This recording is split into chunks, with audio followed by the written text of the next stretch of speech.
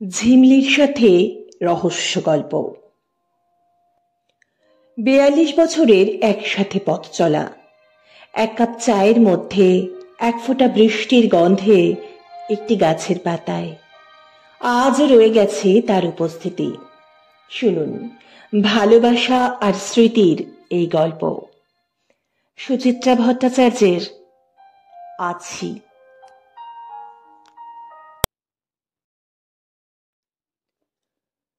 বারান্দায় বসে থাকতে থাকতে একটু ঝিমুনি মতন এসে গিয়েছিল প্রিয়ব্রতর। চটকা ভাঙল উড়ে আসা কথোপকথনের শব্দে। টের পেলেন সরমার বাঁধা পুরুত বিমল হালদার এসেছে বাড়িতে। বাইরের ঘরে ফর্দ বানানো চলছে জোর, ঘাট কাজের, শ্রাদ্ধের। কোন কোন উপকরণ কতটা লাগবে বিমল তার মাপ বলছে, পিকলু লিখে নিচ্ছে প্রশ্ন করে করে। চোখ থেকে চশমাটা নামালেন প্রিয়ব্রত। কাঁচ মুছছেন ভুরুতে ভাঁজ। তেল, ঘি, মধু, প্যাকাটি, কুশ শব্দগুলো ধাক্কা মারছে কানের পর্দায়। এত চেঁচিয়ে চেঁচিয়ে না আওড়ালেই কি নয়? সকাল থেকে মাথাটা ধরে আছে। ওই চিৎকারে টিপটিপ ভাব বেড়ে যাচ্ছে আরো। এখন এক কাপ চা পেলে আরাম হতো খানিক। কটা বাজে? সূর্যের হাল দেখে মনে হয় বেলা অনেকটাই গড়িয়েছে। এখনো কি চায়ের সময় হলো না? অভ্যেস মতোই প্রিয়ব্রত হেঁকে উঠছিলেন। সরমা, কেটলি চড়িয়েছ? প্রশ্নটা কণ্ঠনালীতেই থমকে রইল। ফ্যাকাশে হাসি ভেসে উঠেছে ঠোঁটে, কাঁপছে ভূষকালি মাখা হ্যারিকেনের আলোর মতো। আশ্চর্য, ৮-৮টা দিন হয়ে গেল সরমা নেই। এখনো কেন যে তার অনস্তিত্বটা ধাতস্থ হলো না। প্রিয়ব্রতর ক্ষোভটা ফির জাগিয়ে উঠল। একটা অক্ষম জ্বালা, সঙ্গে বোধহয় খানিকটা পোড়াও আছে। বলা নেই কওয়া নেই, ড্যাং ড্যাং করে কেমন চলে গেল সরমা, একেবারে বিনা নোটিসে। এতটুকু প্রস্তুতির অবকাশ দিল না। অবশ্য মৃত্যু আসন্ন জানলেও কি মনকে পুরোপুরি তৈরি করা যায়? ৮ দিন আগে সন্ধেটাকে আবছা আবছা দেখতে পাচ্ছিলেন প্রিয়ব্রত। রোজকার মতোই পুজো টুজো সারল সরমা। টিভিতে খানতেনেক সিরিয়াল গেল। ৯টা নাগাদ খাওয়া দাওয়া। নাতনির জ্বর যাচ্ছিল বলে মেয়েকে ফোন করে তার খোঁজ খবর নিল স্বভাব মতো। ফুলকপির ডালনায় ঝাল বেশি দেওয়া নিয়ে স্বামী স্ত্রীতে মৃদু বিতণ্ডাও হয়েছিল, যেমন হয় নিত্য। তারপর রাতে বিছানা টিছানা করে মশারি পর্যন্ত টাঙালো নিজের হাতে। ঠান্ডা পড়ছে বলে জানলা বন্ধ করা, ঠাকুর প্রণাম, বাতিগ্রস্তের মতো খাটের পাশে চেয়ার টেনে এনে তার উপরে জল রাখা, কোনো নিয়মেরই ব্যত্যয় ঘটেনি। তখনও সরমা দিব্যি সুস্থ, দিব্যি স্বাভাবিক। মশারিতে ঢুকে কি যে হলো, হঠাৎ এক মৃদু আর্তনাদ, পরক্ষণেই সংজ্ঞাহীন। সঙ্গে সঙ্গে ডাক্তারকে কল, মেয়ে জামাইকে ফোন। ডাক্তার বাড়িতে পা রাখার আগেই সব শেষ।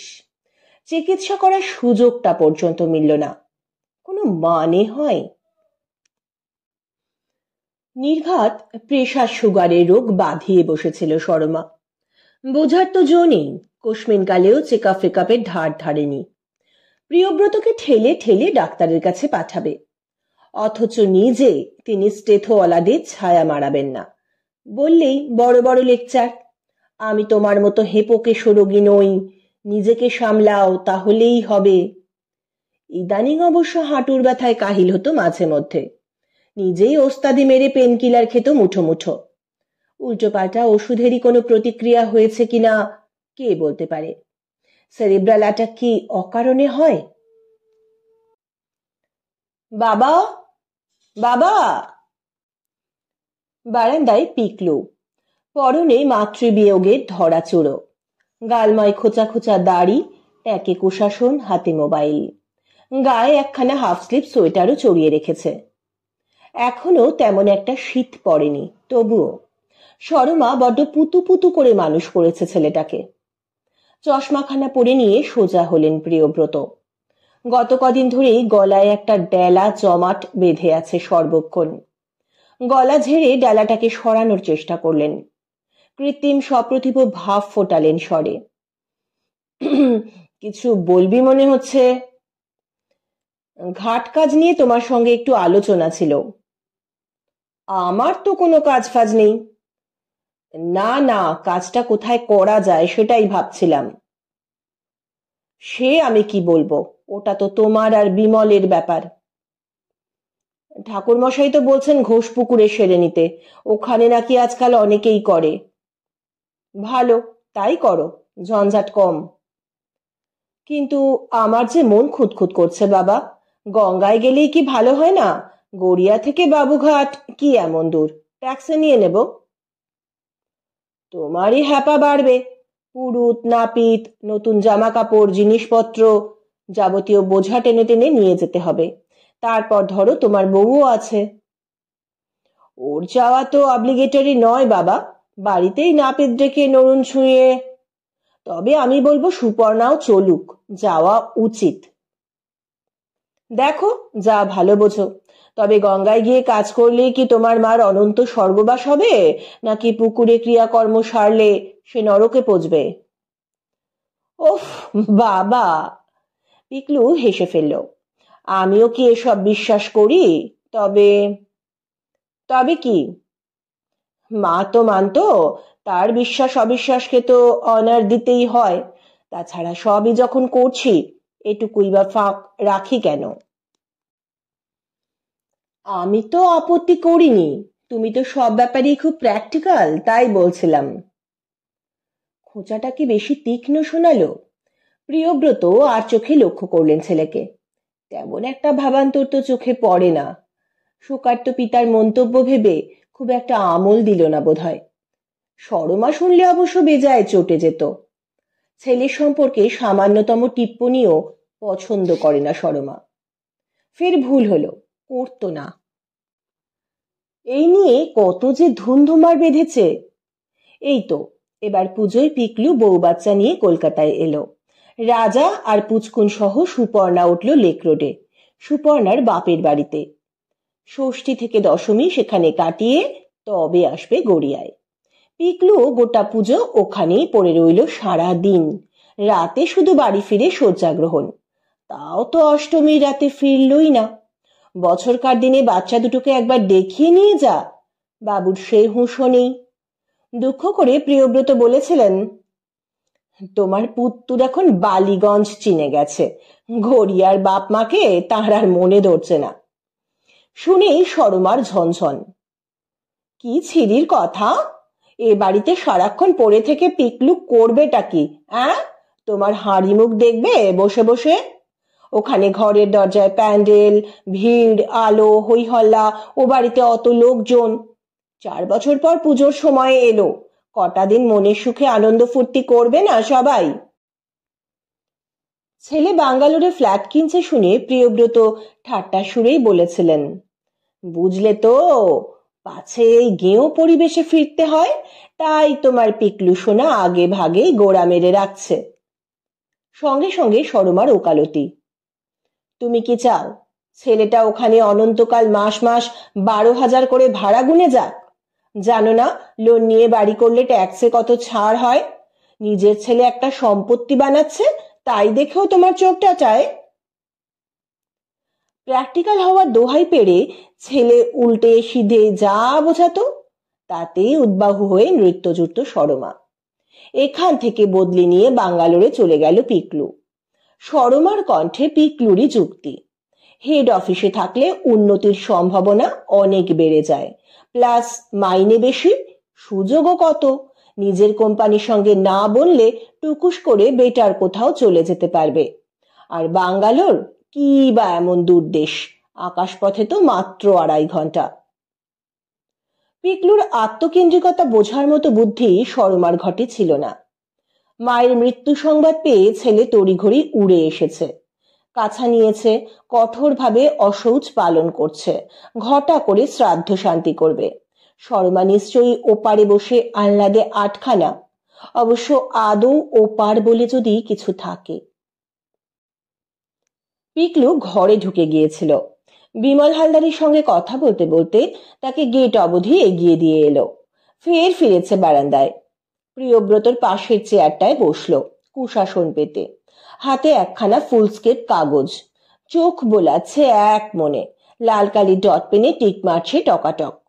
দেখতে না চেয়েও তাকিয়ে ফেললেন প্রিয়ব্রত। কি রে ওটা? নেমন্তন্ন লিস্ট।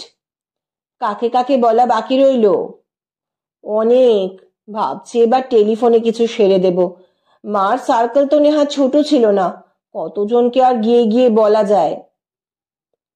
সবাইকে বলার দরকারই বাকি। তা হয় নাকি? খবর পেয়েই সবাই ছুটে ছুটে এসেছে, ফোন করছে। কাজের দিন তাদের না ডাকলে চলে? তো কত লোক হচ্ছে শেষ পর্যন্ত? তা ধরো প্রায় 300। এরপর পাড়া আছে, তাদের লিস্ট আলাদা। মার সঙ্গে সবার যা টার্ম, আশপাশের কাউকেই তো বাদ দেওয়া যাবে না। তা বটে। দুনিয়া শুদ্ধ সকলেই তো সরমার বন্ধু পরিজন। এক সময় ভবানীপুরের বাড়িতে ভয়ানক উৎপাত ছিল আত্মীয় স্বজনের, ওই সরমার কারণেই। ভাই দিদি ভাসুর ননদরা তো আছেই, কোথায় কোন রাঙামাসির খুঁড়তুতো দেওরের মেয়ে কিংবা লাবু পিসির ননদের ভাসুরজি, সবাই সরমার প্রাণের সখী। দিনভর ক্রিং ক্রিং রিং আর খুটুর খুটুর ডায়াল। ভিড়ভাট্টা, হট্টগোল, লোকজনের সঙ্গে গলাগলি, মাখামাখি কোনো কালেই প্রিয়ব্রতর বরদাস্ত হয় না। কিন্তু সরমার ওগুলোই প্রিয়। শেষ বয়সে নিরিবিলিতে থাকার লোভে গড়িয়াতে জমি কিনলেন, ছোট মোটো একখানা বাড়িও বানালেন। হতস্মি, কোথায় নিরালা! গড়িয়ায় এসে গোটা পাড়াটাকে আত্মীয় বানিয়ে ফেলল সরমা। এ বাড়ির বউ, ও বাড়ির মেয়ে, সে বাড়ির নাতনি, সবাই সরমার ভক্ত। বাটি চালাচালি হচ্ছে অনবরত। টিফিন কৌটো ছুটছে এ বাড়ি থেকে ও বাড়ি। অমুকের নাতি সোয়েটার বুনে দিচ্ছে, তমুকের গিন্নিকে ডেকে নতুন ডিজাইন তুলছে দুপুর ভোর। আর এই বারান্দাটা তো ছিল খবরের কাগজের অফিস।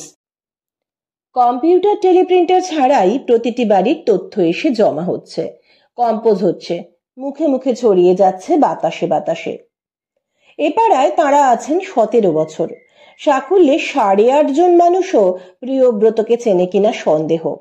অথচ সরমার নাম করলে বোধহয় 1/2 মাইল দূরের লোকেরাও এক বাক্যে বলবে, সেই ফর্সা মতন হাসি খুশি চেহারার ছোটখাটো মহিলা তো। সরমার জনপ্রিয়তার খেসারত দিতে দিতে প্রিয়ব্রত নাজেহাল। শুধু শান্তি বিঘ্নিত হওয়াই নয়, ছেলে মেয়ের বিয়েতে নেমন্তন্ন করতে হয়েছে গাদাগুচ্ছের। এতটুকু গজগজ করলেই পাল্টা ফোঁস। নিজে হুকোমুকো হয়ে ঘরে ঘাপটি মেরে থাকো বলে আমাকেও কি তাই হতে হবে? বিয়ে করে এমন কিছু মাথা কিনে নাওনি, তোমার ছাঁচে আমি চলবো কেন? বোঝো অবস্থা। এবার অবশ্য পিকলুই ল্যাঠা সামলাচ্ছে। নেমন্তন্ন, খরচাপাতি, ডেকোরেটর, কেটারার সব মাতৃর দায় বলি কথা। প্রিয়ব্রত চেয়ারে হেলান দিলেন, ভাব বাচ্চে প্রশ্ন ছুড়লেন, খাওয়া দাওয়া কি হচ্ছে? সবাইকে কি পাত পেড়ে? অনেকেই শ্রাদ্ধ বাড়িতে খায় না, তবে ব্যবস্থা তো সবার জন্যই রাখতে হবে। অনর্থক অপচয়, লটে প্যাকেট সিস্টেম করতে পারতে। মা যে প্যাকেট প্যাকেট পছন্দ করতো না বাবা, বলতো কাউকে ডাকলে পেট ভরে খাওয়াবি, অন্তত আমার কাছে লোকের হাতে রাধাবল্লভী আর মিষ্টির বাক্স ধরিয়ে দিস না। শ্রাদ্ধকে ফুর্তি ফার্তার অনুষ্ঠান যে গান্ডে পিণ্ডে গেলাতে হবে? লোকজন শ্রাদ্ধ বাসর থেকে বেরিয়ে গাঁও গাঁও ঢেকুর তুলতে তুলতে রান্না বান্না নিয়ে আলোচনা জুড়ছে। দৃশ্যটাই কি অশালীন! ভাবলেও প্রিয়ব্রতর বিবমিশা জাগে। কিন্তু কি আর করা, সরমার চিন্তা ভাবনা চিরদিন উল্টো খাতে বইল যে। যত সব কুনিয়ম কু আচারে ঠুলি পড়ে রইল চোখে। আর ছেলে তো এখন মাতৃভক্ত রামপ্রসাদ। জীবৎকালে মাকে নিয়ে ভাবুক চাই না বাবুক, এখন সে মার কোনো সাধ অপূর্ণ রাখবে না। প্রিয়ব্রত চুপ করে রইলেন। কথা বাড়ানো মানেই তো মিছিমিছি অপ্রিয় হওয়া। সরমার মতো মিঠে মিঠে বুলি তো তার আসে না। দুর্মুখ বদনামের ধ্বজা নয় আর নাই ওড়ালেন। রুনি চা এনেছে এতক্ষণে। বারান্দায় বেতের চেয়ার দুটোর সঙ্গে একটা বেঁটে টেবিল রাখাই থাকে, তার উপর ট্রে নামিয়ে কাপ তুলে দিল বাবা আর ভাইকে, নিজেও নিয়েছে। প্রিয়ব্রতকে জিজ্ঞেস করলো, তোমায় বিস্কুট দেব বাবা? প্রিয়ব্রত যেন শুনতে পেলেন না। হঠাৎই ঈষৎ অন্যমনস্ক এক দৃষ্টে ট্রেখানা দেখছেন। হাতললা, বাঁশের তৈরি, বছর 5 আগে হ্যান্ডিক্রাফটসের মেলা থেকে কিনেছিল সরমা। কেনাই সার, প্রাণে ধরে একদিনও ব্যবহার করেনি। এমন আরও যে কত শৌখিন জিনিস পড়ে আছে থরে থরে আনকোড়া। কি যে উদ্ভট শখ, যে জিনিস কাজেই লাগবে না কেন যে তার পিছনে পয়সা নষ্ট। সরমা অবশ্য এ ব্যাপারে কোনো তর্কে যেত না, হাসতো মিটিমিটি। কেন যে হাসতো? বাড়িতে এখন লোক আসছে হরদম, চাটা মিষ্টিটা দিতে হচ্ছে, তাই বুঝে কাঁচ আলমারি থেকে বস্তুটি বার করে ফেলেছে রুনিরা। কদিন হাতে হাতে ঘুরে পালিশটা একটু চটে গেছে কি। দেখে কি খারাপ লাগছে প্রিয়ব্রতর? কষ্ট হচ্ছে? প্রিয়ব্রত বুঝতে পারছিলেন না ঠিকঠাক, শুধু একটা চোরা অস্বস্তি টের পাচ্ছেন বুকে।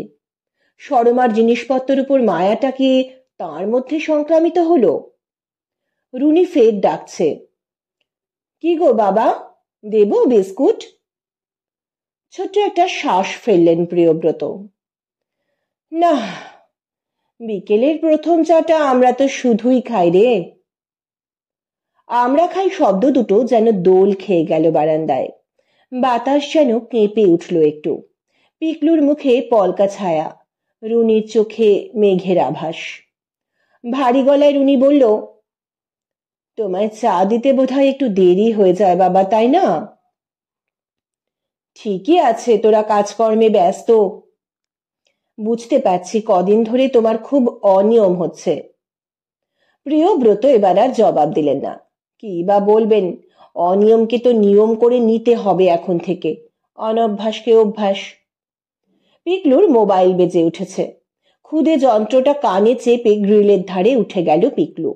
অফিসের ফোন, চোস্ত ইংরেজিতে কথা চলছে।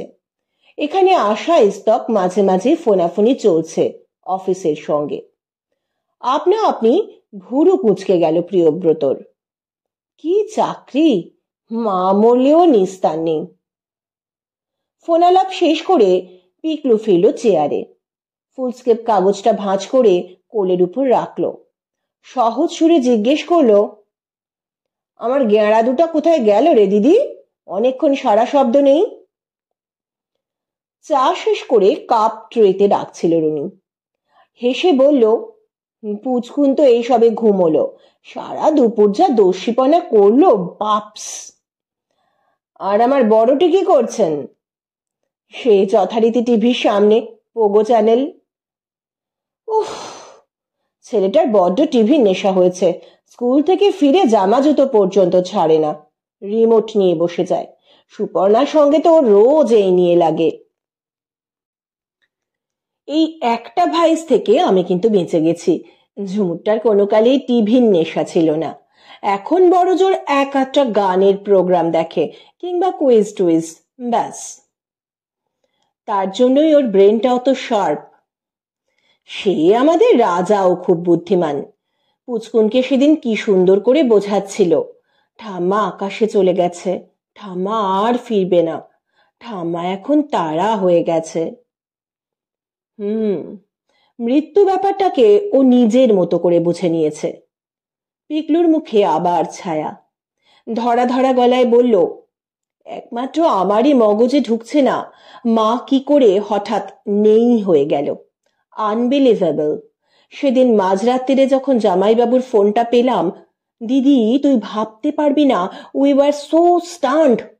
সুপর্ণা তো সঙ্গে সঙ্গে সুটকেস গোছাতে শুরু করলো, আর আমি থ্রু আউট দ্য নাইট ঠায় বসা, নিজেই নিজেকে বার বার বলছি খবরটা ভুল, খবরটা ভুল। আমার তো এখনো বিশ্বাস হয় না। রুনি জোরে নাক টানলো। মা ছাড়া এ বাড়ি আমি কল্পনাই করতে পারি না। বাবা যে কি করে এখানে একা একা থাকবে। কি যে তুই বলিস, বাবা একা থাকবে কেন, বাবা আমার সঙ্গে যাবে। পিকলু ঝুঁকে প্রিয়ব্রতর কবজি ছুঁল। কি যাবে তো? উফু নয়, তুমি আমার কাছে থাকবে।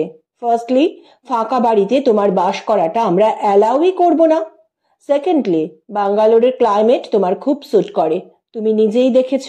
না গরম না ঠান্ডা, না ড্রাই না wet, ideal place for your age and health. সরাসরি কথাটার প্রতিবাদ করতে পারলেন না প্রিয়ব্রত। গত 8 বছরে তিনি বার কয়েক গেছেন ব্যাঙ্গালোরে। প্রথমবার অবশ্য স্বেচ্ছায় নয়, সরমার জোড়াজুড়িতে। পিকলু তার আখের গোছাতে বাপ মাকে ফেলে কেটে পড়ল। সে ডাকলেই অমনি ল্যাং ল্যাং করে ছুটতে হবে? প্রিয়ব্রত অন্তত সেরকম বাবা নন। তবে যাই হোক, গিয়ে পড়ার পর কিন্তু মন্দ লাগেনি। চমৎকার শহর, সুন্দর সুন্দর বাড়ি, অজস্র পার্ক, এখনো অনেক সবুজ আছে। বাতাসও মোটামুটি নির্মল। পুচকুন তখনও হয়নি। ছোট্ট রাজাকে নিয়ে সময় কেটেছে হু হু করে। তারপর থেকে তো মাঝে মধ্যেই ব্যাঙ্গালোর ভ্রমণ চলছে। গেলে সুপর্ণাও খুব যত্ন আত্তি করে। নাতি দুটো ফেরে পায়ে পায়ে। কিন্তু সে তো স্রেফ বেড়ানো। মেয়াদ 3 হপ্তাহ কি মেরে কেটে 1 মাস। যাওয়ার জন্য যার বেশি উৎসাহ, দিন 15 কাটলেই তারই যে পালাই পালাই রব। গোবিন্দর মার হাতে বাড়ি ছেড়ে এসেছি, কি হাল করে রেখেছে কে জানে। ইস, গোবিন্দটা মনে করে জল না দিলে গাছগুলো সব মরেই যাবে গো। না চালিয়ে পাম্পটা অচলই হয়ে গেল বোধহয়। প্রিয়ব্রত তখন হাসতেন, ঠাট্টা জুড়তেন, বলতেন, স্বর্গে গিয়েও তুমি বাড়ির ভাবনায় 2 পা ছড়িয়ে কাঁদবে। কি আশ্চর্য, আজ সরমারই সেই উদ্বেগ বেজে উঠল তার গলায়। তোর কাছে চলে গেলে আমার এই বাড়ির কি হবে? এটা কোনো প্রবলেমই নয় বাবা। আপাতত দিদি জামাই বাবুরা দেখাশোনা করুক, পরে ভেবেচিন্তে কিছু একটা করা যাবে। দেখি। ওভাবে এড়িও না। I am serious. সুপর্ণাও তোমাকে একা রেখে যেতে রাজি নয়। নিয়ম ভঙ্গের পরের দিন ফিরছি আমরা। তোমারও প্লেনের টিকিট বুক করা হচ্ছে। সে কি, অমন হুট বলতে যাওয়া যায় নাকি? একটা আস্ত সংসার ফেলে রেখে পাকাপাকি? প্রিয়ব্রত স্বরে খানিকটা অপ্রসন্নতা এসেই গেল। এমন চটজলদি সিদ্ধান্ত নেওয়া তাঁর ধাতে নেই। ভালোও লাগছে না। তিনি কি এখন বোঁচকা যে কাঁধে ফেলে দৌড়তে হবে? পিকলু কিন্তু হাসছে। তোমার আবার সংসার কি? কিছু মনে করো না বাবা, সংসার তো ছিল মার। তুমি তো থাকতে পেইং গেস্টের মতো। বাজার করা ছাড়া কুটোটি পর্যন্ত তোমায় নাড়তে হয়নি। ওখানে তো তোমার সেই পরিশ্রমটুকুও থাকবে না। খাও দাও, ঘোরো, হাঁটো, চলো ফেরো, বইপত্র নিয়ে ডুবে থাকো, একেবারে তোমার মনের মতো লাইফ। দুদিকে মাথা নাড়লেন প্রিয়ব্রত। হয় না, হয় না। কারণটা ছেলেকে ঠিক বোঝাতেও পারছেন না। আরও যেন তাই অসহায় লাগছে নিজেকে। জাগতিক হিসেবে তাঁর তো চলে যাওয়াই শ্রেয়। তার প্রেশার আছে, লাংসের অবস্থাও ভালো নয়। রাত বিরেতে অসুস্থ হয়ে পড়লে বিচ্ছিরি পরিস্থিতি হবে। মেয়ে জামাইয়েরও আতান্তর, কাজের লোকের ভরসায় পড়ে থাকা। তবু কোথায় যেন একটা বাঁধছে। কোথায় যে? রুনি বাবাকে দেখছিল। বোধহয় অনুমান করতে পারল প্রিয়ব্রতর দোলাচল। পিকলুর দিকে ফিরে বলল, শোন, অনর্থক তাড়াহুড়ো করিস না। বাবার মনটাকে একটু থিতু হতে দে। তোরা নিশ্চিন্তে চলে যা। আমি নয় কদিন এখন বাবার কাছে এসে থাকবো। আর ঝুমুরের অ্যানুয়াল পরীক্ষা হয়ে গেলে আমরা তো সবাই ব্যাঙ্গালোর যাচ্ছি, তখন নয় বাবাও। পিকলু মাথা দোলালো। সেটাও অবশ্য মন্দ নয়। ইন দ্য মিন টাইম আমরা নতুন ফ্ল্যাটে শিফটও করে যাব। বাবাকেও মাল টানাটানির দক্ষ যজ্ঞে থাকতে হবে না। তোরা পজিশন পাচ্ছিস কবে? অরিজিনালি তো নভেম্বরে ডেট ছিল, তা সেই ডেট তো কবেই পেরিয়ে গেছে। এখন বলছে 1 জানুয়ারি। আমি ধরে নিচ্ছি 15। দেরি করছে কেন? করছে কি সব কমপ্লিশন সার্টিফিকেট বাকি। তোদের হাউজিং এর লোকেশনটা ঠিক কোথায়? সাউথ বাঙ্গালোরেই তো? পুরো দক্ষিণ নয়, একটু পূব ঘেঁষা। আমাদের মেন অ্যাডভান্টেজ যেটা হবে, সুপর্ণার স্কুলটা খুব কাছে। সকালে অটো না পেলে হেঁটে মেরে দেবে। তবে আমার অফিস বা রাজার স্কুলের ডিস্টেন্স খুব কমছে না। সেই 8টা বাজতে না বাজতেই দৌড়। সেদিক দিয়ে বাবা আমরা বেশ আছি। তোর জামাইবাবুর অফিস, ঝুমুরের স্কুল খুব কাছাকাছি।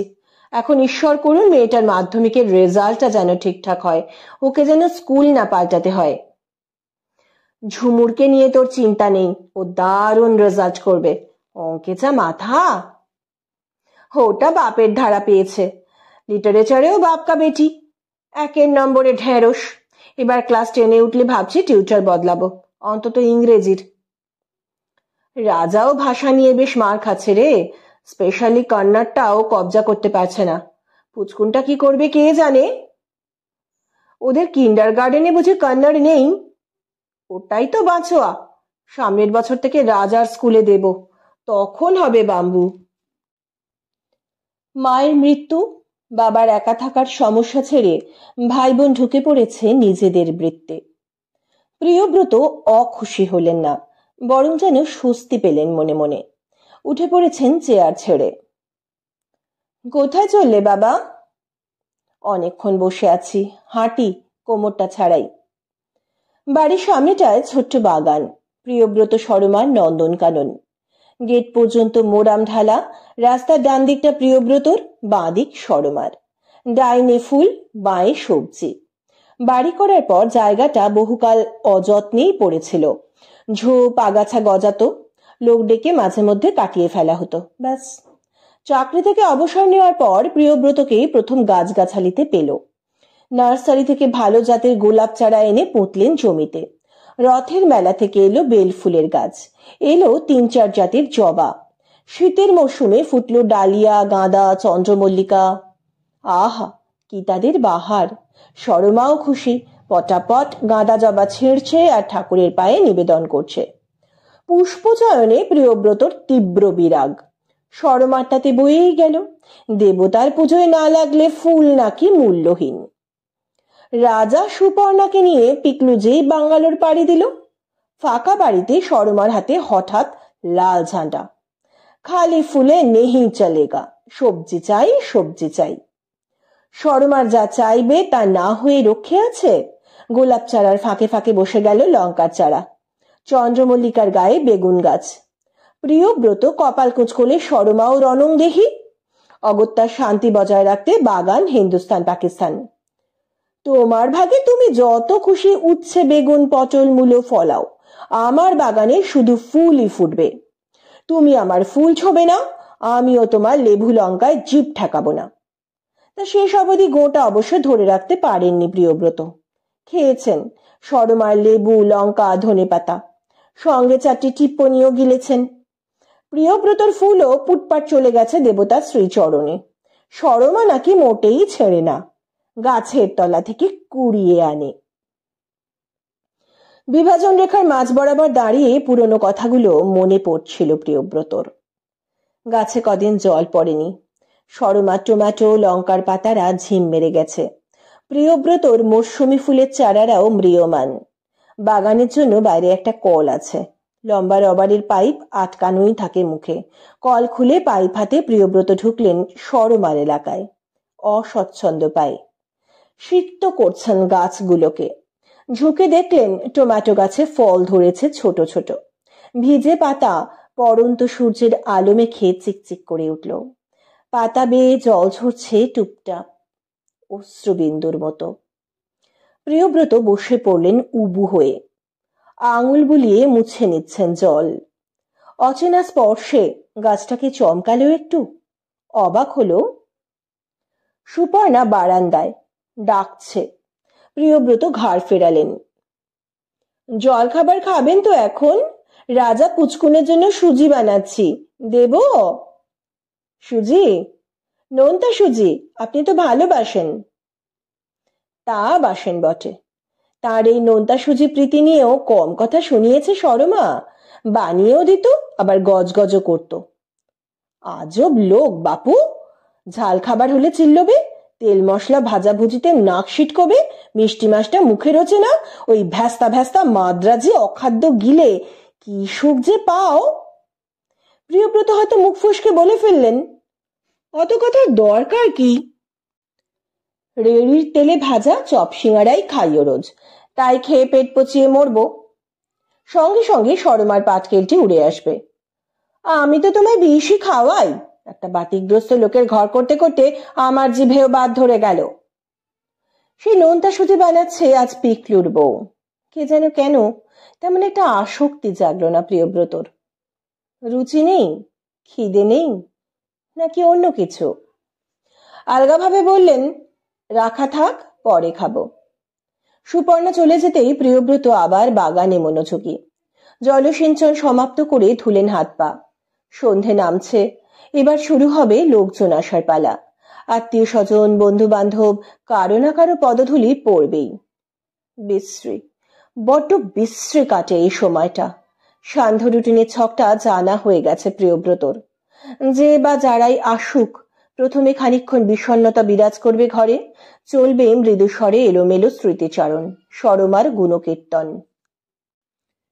তারপর এসে পড়বে দুটো চারটে মজার ঘটনা, সেই সূত্র ধরে অজস্র হাবিজাবি গল্প।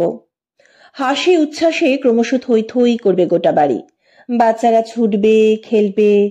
সুপর্ণা আর রুনি ব্যস্ত সমস্ত ভাবে চা বানাবে বারবার। গোবিন্দর মাকে দিয়ে লুচি ফুচি ভাজাবে, প্লেটে মিষ্টি সাজাবে ঘন ঘন। শোক বদলে যাবে উৎসবে, আর সেই উৎসবের এক কোণে দুঃখী দুঃখী বোকা বোকা মুখে বসে থাকবেন প্রিয়ব্রত, সঙের মতো। আজও ভিড় নেহাত মন্দ জমল না। চোখ মুছতে মুছতে উপস্থিত হলো সরমার পিস্তুত বোন, ফল মিষ্টি হাতে অরুণাদির ছেলে, ছেলের বউ, কাঁচুমাচু মুখে রুনির যা ভাসুর, একজোড়া খুনে বাচ্চা নিয়ে পিকলুর বন্ধু আর পিকলুর বন্ধুর স্ত্রী। রোজকার হাজিরাদার প্রিয়ব্রতর ভাইপো নান্টু তো আছেই। একটু রাতের দিকে আবির্ভূত হলো কেটারার। ছানার ডালনা ফুলকপির সঙ্গে ঢোকা তো হবেই, আরো কি একটা পদ রাখা যায় তা নিয়ে গবেষণা চলল কিছুক্ষণ। মৎস্য মুখে 4 রকম মাছ খাওয়াবে পিকলু, রুই, পাবদা, চিংড়ি আর ভেটকির ফ্রাই। রুনির বাসনা মা চিতল মাছের মুইঠা বড় ভালোবাসত, পাবদার বদলে সেটাই পড়ুক পাতে। ঝিরিঝিরি আলু ভাজা বেশি উপাদেয় হবে না সরমার প্রিয় গরম গরম বেগুনি, তাই নিয়েও আলোচনা চলল খানিক। বাড়ি ফাঁকা হতে হতে 9:30, নৈশাহার চুকতে চুকতে 10:30। খাওয়া দাওয়ার পর বাড়ির সামনেটায় একটু পায়চারি করেন প্রিয়ব্রত, অভ্যাস। আজ আর বেরোলেন না। ঠান্ডা বাড়ছে, কানের কাছে খেচর খেচর করার মহিলাটি তো নেই, নিজে থেকে সাবধান হওয়াই ভালো। ঘরে এসে বন্ধ করলেন জানালাগুলো, বসেছেন খাটে। সামনেই টেবিলে এলোমেলো বই ছড়ানো। শরদিন্দু অমনিবাসটার উপর ছোট একটা ছবি, পোস্টকার্ড সাইজে সরমা, বছর 7 আগে তোলা, জামাইয়ের ক্যামেরায়। বারান্দায় চেয়ারে শাশুড়ি ঠাকুরুন রাজেন্দ্রাণীর মতো বসে। না বাঁধানো ছবি, অ্যালবামে ছিল বার করে, এখন এই বইয়ের ওপর দাঁড় করানো হয়েছে। সামনে প্লেটে 2খানা কালাকাঁদ, ছোট গ্লাসে জল। সম্ভবত পুত্রবধূ খেতে দিয়ে গেছে শাশুড়িকে। ধূপও জ্বালিয়েছিল শরদিন্দুর ওপরে, ছাই ঝরে ঝরে মলাটখানা ধূসর। দৃশ্যটায় প্রিয়ব্রত বেশ মজা পেলেন। সারা জীবন সরমা গল্পের বইয়ে ছায়া মারায়নি। প্রিয়ব্রতর পড়াশোনার অভ্যিসটাকে ব্যঙ্গই করে গেছে শুধু। এখন আর বুলি ফুটছে না তো, তাই ছাই ছড়িয়ে ঝাল মেটাচ্ছে। ভাবছে এতেই যদি প্রিয়ব্রতকে চটানো যায়। প্রিয়ব্রতর ঠোঁটের কোণে চিলতে হাসি ফুটল। কি বিচিত্র এক সম্পর্ক! 42টা বছর তারা একত্রে কাটালেন, অথচ কোথাও তাদের মিল ছিল না, না স্বভাবে, না চলনে বলনে, না রুচিতে, না বিশ্বাসে। তবু পাশাপাশি রয়ে গেলেন তো। তিনি কি অসুখী ছিলেন? কিংবা সরমা? এত অমিল, এত বিষাদ সত্ত্বেও একে অন্যের এত কাছাকাছি থাকা যায় কোন জাদুতে? রুনি ঘরে ঢুকেছে। বাবার দৃষ্টি অনুসরণ করে মার ছবিটাকে দেখল ঝলক। দুচোখ সহসা ভরে গেছে মায়ায়। কাছে এসে পিঠে হাত রাখল। তুমি মার বড় ছবিটা দেখেছ? নান্টু যেটা আজ বাঁধিয়ে দিয়ে গেল। মেয়ের কাছে ধরা পড়ে গিয়ে প্রিয়ব্রত অপ্রস্তুত। বিব্রত মুখে বললেন, ফ্রেম ট্রেমগুলো তো ভালোই হয়েছে। ওটাই বোধহয় মায়ের লাস্ট ছবি, তাই না? হ্যাঁ, পিকলু পুজোর সময় তুলেছিল। ছবিটা তোমার ঘরে রেখে যাই? কেন? বাইরের ঘরের টেবিলটা সেফ নয়। পুচকুনটা যা লাফালাফি করে, কখন হাত লেগে পড়ে ভেঙে যায়। পুচকুন কি এ ঘরে আসে না? প্রিয়ব্রত হেসে ফেললেন। শ্রাদ্ধের দিন অবধি টিকিয়ে রাখতে গেলে বরং কোনো আলমারির মাথায় তুলে রাখো। রুনি আর পিড়াপিড়ি করল না, একটু চুপ থেকে জিজ্ঞেস করলো, ওষুধ খেয়েছো? এই খাবো। হুম, এক্ষুনি খাও। ওঠো, বিছানাটা করে দিই। খাট থেকে নেমে প্রিয়ব্রত টেবিলের ড্রয়ার খুললেন, হাতড়ে হাতড়ে বার করলেন ট্যাবলেটের স্ট্রিপ। ধাতব ফয়েল ছিঁড়ে বড়ি পুড়লেন মুখে, জল দিয়ে গিলছেন। চাদর ঝাড়াঝুড়ি করে মশারি টাঙাচ্ছিল রুনি। ছত্রিতে কোনটা লাগাতে লাগাতে বলল, কাল সকালে কিন্তু আমায় একবার বাড়ি যেতে হবে বাবা। তুই যে এখন কদিন থাকবি বললি? সে তো আছি, কাল বিকেলেই চলে আসবো ঝুমুরকে নিয়ে। আসলে কি জানো তো, টানা 3 দিন ধরে আছি। আমার শাশুড়ি তো হ্যাল হ্যাল ঝাল ঝাল, মার মতো শক্তপোক্ত তো নয় যে এক হাতে সামাল দেবে। এদিকে কনাদের যা অফিসের চাপ, সে বেচারিও কোনো দিকে তাকাতে পারে না। গিয়ে সংসারটাকে আবার একটু সেট করে দিয়ে আসবো। প্লাস ঝুমুরের স্কুলে কাল একটা প্যারেন্টস মিটিংও আছে, ওটা অ্যাটেন্ড করতেই হবে। বুঝলাম। কি, তুইও তোর পৃথিবীতে আষ্টে পৃষ্ঠে জড়িয়ে গেছিস। প্রিয়ব্রতকে ঈষৎ ম্লান দেখালো। পিকলুরা চলে যাওয়ার পর তুই এসে থাকবি কি করে? পার্মানেন্টলি হয়তো সম্ভব নয়, রুনি ইতস্তত করে বলল। তবে ঝুমুরের বড়দিনের ছুটিটা তো এখানে কাটাতেই পারি। ঝুমুরও খুব কান্নাকাটি করছে দিনমার জন্য, তোমার জন্য। তারপর তো রেগুলার আসা যাওয়া করবই। সেই ভালো, দেখে টেকে যাস। রুনি চোখ কুঁচকে প্রিয়ব্রতর দিকে তাকিয়ে রইল একটুক্ষণ। বুঝিবা পড়তে চাইছে বাবার অভিমানটাকে। গলাটা একদম নরম করে বলল, বুঝতে পারছি বাবা, তুমি অ্যাবসলিউটলি একা হয়ে গেলে। তো কি আছে, অথর্ব তো হয়নি। বটেই তো, বড় জোর তো 2-2.5 মাস, তারপর তো তুমি পেকলুর কাছেই। ইচ্ছে হলে মাঝের কটা দিন আমার কাছে গিয়েও কাটাতে পারো। প্রিয়ব্রত উত্তর দিলেন না, ভালো লাগছে না কথা বলতে। আরো একটুক্ষণ দাঁড়িয়ে থেকে চলে গেল রুনি। বাথরুম সেরে এসে প্রিয়ব্রত ঢুকে পড়লেন বিছানায়। সরমা চলে যাওয়ার পর পিকলু রুনি দুজনেই পাশে শুতে চেয়েছিল। প্রিয়ব্রত রাজি হননি, অস্বস্তি হয়। মশারি গুজে বেড সুইচ টিপে প্রিয়ব্রত নিভিয়ে দিলেন টিউবলাইট। গায়ে চাদর টেনে চোখ বুজেছেন। ঠিক তখনই কানের পাশে ফিস ফিস। কি গো, কি ঠিক করলে, যাচ্ছ? প্রিয়ব্রত ঠোঁট নড়ল। কোথায়? ঢং, বোঝো না যেন, পিকলুর কাছে। প্রশ্নই আসে না। কারণটা জানতে পারি? অন্য কারো সংসারে থাকা আমার পোষাবে না। পিকলু অন্য কেউ হলো? বললাম তো, কাউকে আমি ডিস্টার্ব করতে চাই না। তোমার পিকলু, তোমার রুনি, কাউকে না। একেই বলে গোয়ার গোবিন্দ। এখানে তোমার দেখাশোনা কে করবে শুনি? ওই আবোদা গোবিন্দর মা? তা নিয়ে তোমার তো মাথা ঘামানোর দরকার নেই। বেইমানি করে কেটে যখন পড়েছ, কেটেই পড়ো। ইস রে, সেই উপায়ও কি আছে আমার? বাতাসের শব্দ পাক খেতে লাগলো ঘরে। বাতাসের শব্দ নাকি প্রিয়ব্রতর নিজেরই হৃদয়ের ধ্বনি? দেওয়াল দরজা জানলা ফুঁড়ে ঘুরছে ঘরে ঘরে, ছুঁয়ে ছুঁয়ে যাচ্ছে তিল তিল করে গড়ে ওঠা পুরনো সংসারটাকে। বারান্দার বেতের চেয়ারে গিয়ে বসলো। দুলে দুলে নেমে যাচ্ছে বাগানে, ভাসছে, নাচছে। শীত শীত করছিল প্রিয়ব্রতর। আশ্চর্য, একটা উষ্ণতাও যেন চারিয়ে যাচ্ছে সর্বাঙ্গে। প্রিয়ব্রত সরমার দিকে ফিরে শুলেন।